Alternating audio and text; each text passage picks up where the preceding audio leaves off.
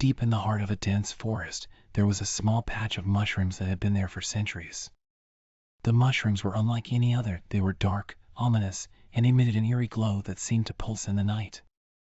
Legend had it that those who ventured too close to the mushroom patch would disappear, never to be seen again. The animals that lived in the forest had long since learned to avoid the area, and it had become a place of fear and superstition. But one day, a group of curious forest animals decided to explore the forest and stumbled upon the mushroom patch. They were intrigued by the strange fungi and decided to take a closer look. As they approached the mushrooms, they noticed that the ground beneath their feet began to shift and quiver. Suddenly, the earth split open, revealing a gaping hole that seemed to lead deep into the earth.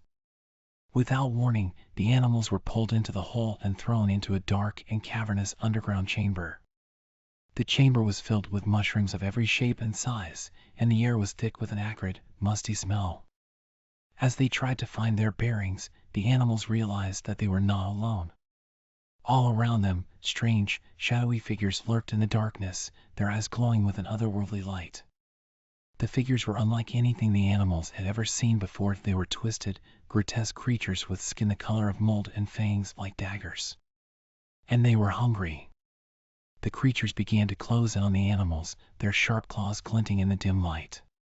The animals were terrified and tried to run, but they soon realized that the creatures were faster and more agile than they could ever be. Just as all seemed lost, one of the animals noticed something strange about the mushrooms that surrounded them.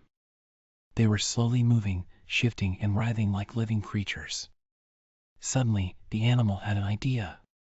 They grabbed a handful of mushrooms and threw them at the creatures.